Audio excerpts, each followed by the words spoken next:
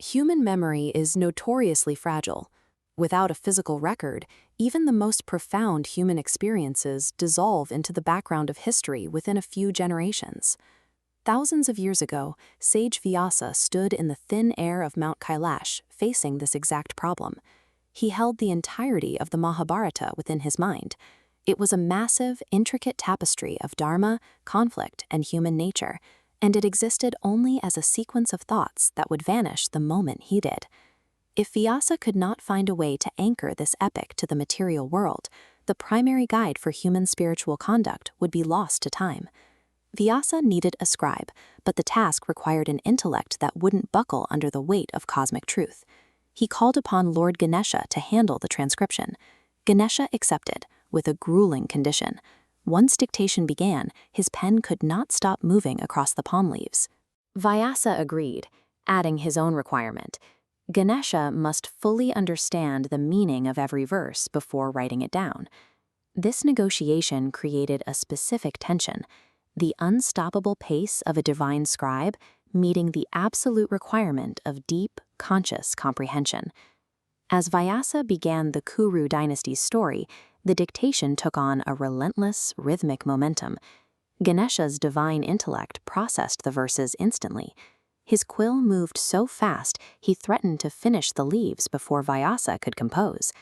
To maintain the pace without breaking the vow, Vyasa began embedding dense philosophical puzzles into the narrative.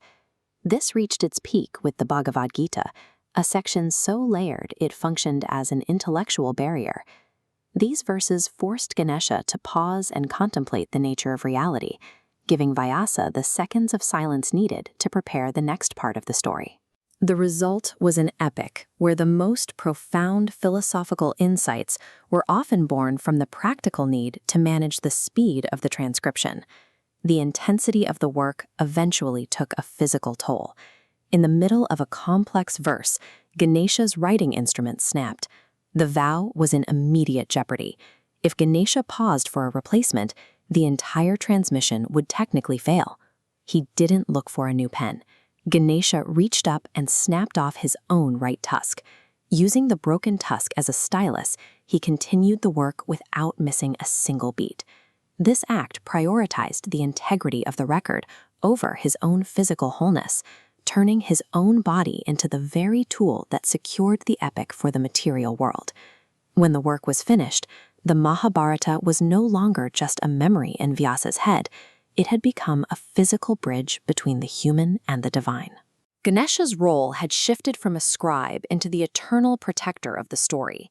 His broken tusk remained a permanent marker of the physical commitment required to pull these truths out of the void and into a permanent form. Because of the way it was recorded, under the gaze of a divine intellect, the text is often approached not just as a story, but as a map of the internal states of consciousness that drive human behavior. These ancient narratives are designed to act as vibrations that stir the listener's own internal memory, helping them recognize truths they may have already known but forgotten. The preservation of these myths ensures that the archetypes of the gods remain accessible to us, rather than fading into the background of history. In a similar effort to keep these echoes alive, author Kanav Sachdev sat in stillness, listening for these stories to resurface as they were remembered. You can find these preserved narratives in his collection, Katha, 108 Stories from the Vedas and Puranas. The book is available now through Amazon, Google Play Books, Spotify, and all major book retailers. Pick up your copy today and re-engage with the ancient wisdom that has been waiting to be heard again.